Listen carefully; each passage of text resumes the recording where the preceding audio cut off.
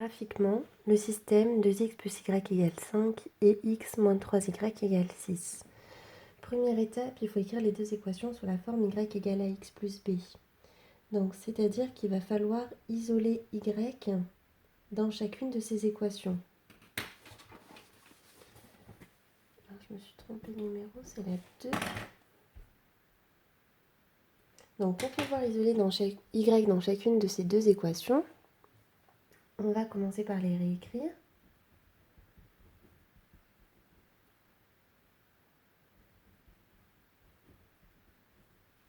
Donc, première étape, on enlève les x. Donc, pour enlever x, vu que c'est une addition, on fait moins 2x. Là, on laisse moins 3y, même principe. Et pour enlever le x, on fait encore moins x. Alors, j'aurais pu faire comme ce que je viens de faire et commencer par moins x plus 6. Ensuite, je fais en sorte que y il soit tout seul, ce qui n'est pas le cas dans cette équation. Donc, pour qu'il soit tout seul, je divise par moins 3. Donc, moins x sur moins 3, plus 6 sur moins 3. Bon, là, j'ai divisé par moins 3, du coup, il a disparu. Donc, j'ai y égale moins 2x plus 5. Et la deuxième équation, c'est y égale 1 tiers de x. Parce que moins par moins, ça s'annule. Et donc, j'ai x divisé par 3, soit 1 tiers de x. Et 6 divisé par moins 3. Donc, ça fait déjà un résultat négatif. Et 6 divisé par 3, ça fait 2. Donc, on se retrouve avec ces deux équations-là à devoir tracer. Je vous rappelle que pour pouvoir tracer une droite, ça c'est l'ordonnée à l'origine, donc l'intersection avec l'axe des ordonnées. Et le moins 2, on va avoir besoin de l'écrire comme une fraction. Donc moins 2, c'est pareil que le moins 2 divisé par 1. Donc pour tracer ces deux droites, donc celle-ci coupe l'axe des ordonnées en 5. Coefficient directeur, c'est moins 2 sur 1. Je vous rappelle que le coefficient directeur, c'est le vertical sur l'horizontal. Donc on fait moins 2 verticalement, 1 horizontalement. On arrive ici, on trace cette droite qui est donc D1. Ensuite, on fait pareil avec celle-ci.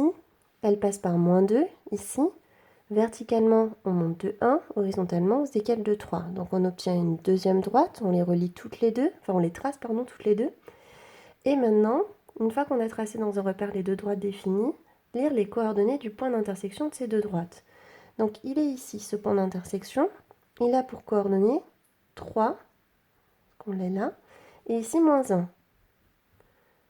Donc, le point qui est ici a pour coordonnées 3 et moins 1.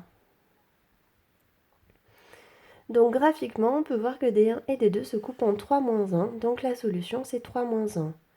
Vérifiez le résultat à l'aide de la calculatrice. Donc là, vous allez avoir besoin de sortir votre calculatrice. Vous l'allumez. Et on vous dit... pardon, on ne l'éteint pas. On vous dit d'aller dans le menu Équations. Ici. Dans ce menu Équations, choisir système F1, puis deux inconnus F1. Alors, on va commencer par ajouter une équation. La première, c'était 2x plus y égale 5. Donc, ajouter une équation. On a du x et du y, hein. Donc c'est de ce style-là.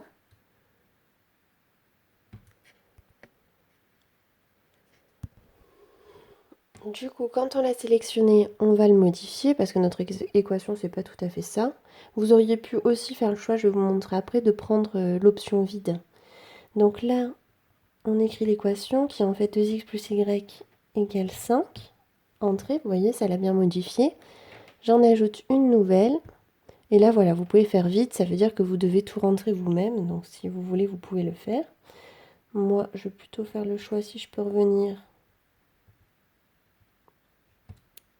D'ailleurs, je sais pas, oui, si, voilà. Je vais faire le choix quand même d'avoir un modèle prédéfini pour pas m'embêter à essayer de trouver x, y, et je vous conseille quand même de faire pareil.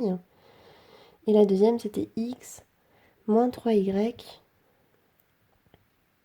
égale 6. Je vais jusqu'à résoudre le système, et il me propose x égale 3, y égale moins 1. Donc on a bien x égale 3, y égale moins 1.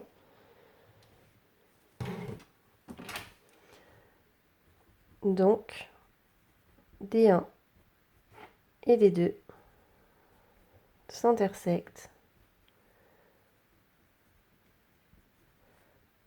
en 3 moins 1.